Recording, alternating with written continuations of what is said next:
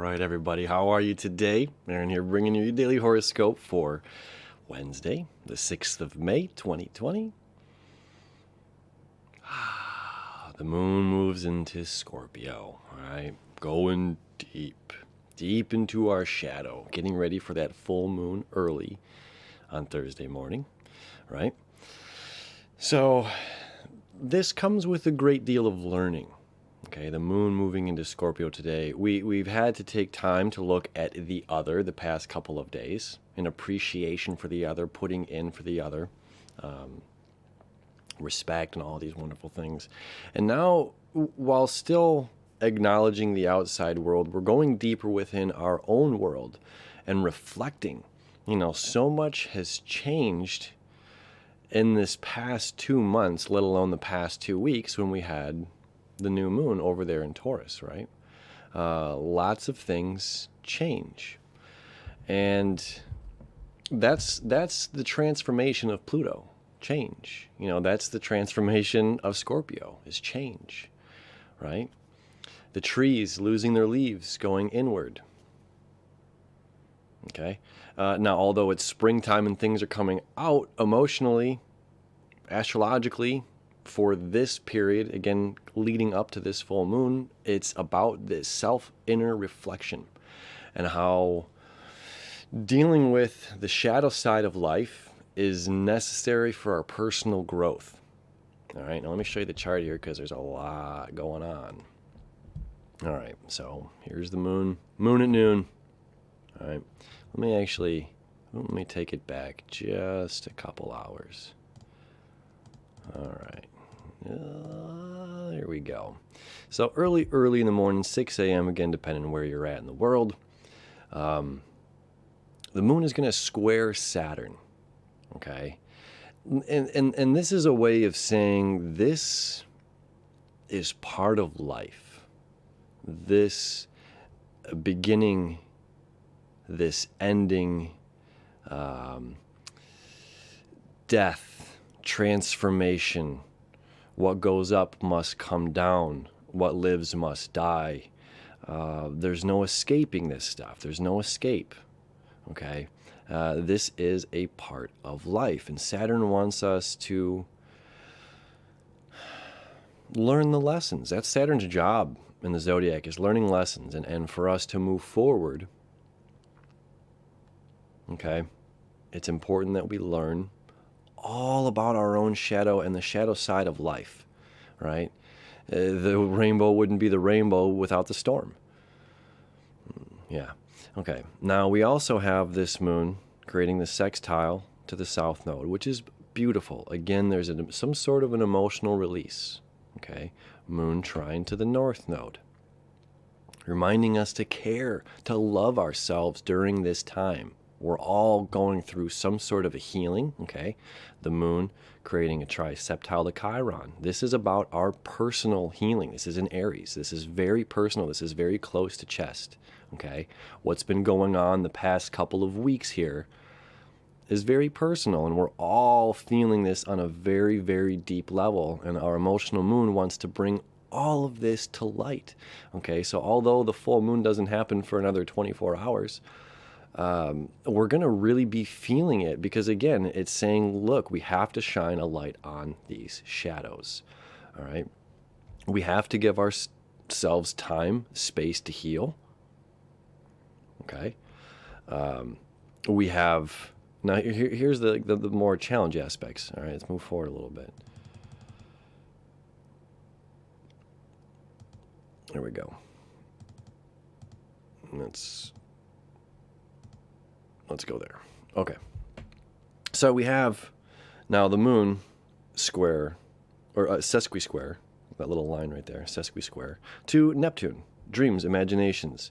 The square to Saturn, let's make things real. Let's put pressure on it. This is deep-rooted emotions, deep-rooted dreams, deep-rooted passions, desires that we want to bring into physical reality, right? The septile to Jupiter, creating our dreams. Then this is saying, look, we have to deal with these parts of life and pick our heads up and hold ourselves strong to move forward, okay? we have the now quincunx to Chiron, saying we have to pay attention. Here, I'm gonna come here real quick. This energy is saying you are your biggest asset. Invest wisely into yourself. All of yourself. Invest wisely into the parts of you that we might find difficult. Oh, I don't love this part of myself. Okay, this is saying love all of this part of yourself. Love all of what's going on in your life. There are things outside of ourselves that we cannot control, but we have a certain amount of self-control over our feelings, over a sense of our emotions, of how we respond. Most importantly, our emotions are like the wind. We can't control who we love or how we feel about something, but we control how we respond. And how we move forward with this. And it's saying, like, look, pick your head up high right now. The best is still yet to come. Believe in yourself. Believe in this journey. Be steady. Sun in Taurus, be steady. Try to be as steady as you can, right? And not skip over something. That's a big thing leading up to this full moon. Is it's not saying don't skip over something. Don't skip over this one part and be like, yeah, but we can brush this under the rug. It's like, no. Nurture that part of yourself that you want to sweep under the rug. Treat it like an infant child that you just want to pick up and hold and give it attention. What is it about this that I want to ignore? It's like just locking the ignoring baby in the room. That's not going to help the situation. So it's like nurturing ourselves during this time right now, right? Again, you are your greatest asset. So investing wisely into yourself. All right, moon, starting to create the opposition here to Uranus. Uranus also creating this little semi-sextile here to Chiron. So this is, again, some sort of breaking free, rebellious, removing of shackles, freedom, self-healing when we do this deep inner work, okay? And that's also creating a sesqui-square to Venus, which is squaring Neptune, which is sesqui-square to the moon. Now, there's a name for that in astrology. For some reason, it's escaping me at this exact moment. But that's all right. Either way, this is an annoying aspect. This is saying, I don't want to deal with it today. I don't want to deal with it today. I don't want to deal with this personal growth. I don't want to deal with these changes. I don't want to deal with whatever is going on. I want to sweep it under the rug, go back to sleep, forget about reality, go back into the illusion or the dreaminess, sleep, and still with this trine from Mars here, okay, to Venus. Venus creating a quintile to Chiron, Chiron creating the quintile over to Pluto. So this is still about greater transformation when we do this work for ourselves, whatever this work may be, facing ourselves in the mirror, just looking in the mirror, maybe if it's just crying, letting out, purging somehow. Again, shining our personal light, knowing that we're enough, knowing that we're valued, knowing that whatever's going on, there is some sort of deeper purpose. Okay, there is some sort of divine alignment. Okay, we're not alone in whatever is going on in our lives. Okay, now we are again dealing with, on one hand, difficult aspects. Again, saying like that, I don't want to do the work, and on the other, all these kind of trines, the septiles and sextiles that we're dealing with here. This more deals with if we manage to pry ourselves up from wherever we're at in this emotional place and sit with ourselves, truly sit with ourselves, or do whatever has to be done that we'll know whatever it is. It's unique to everybody, right? That there is great reward.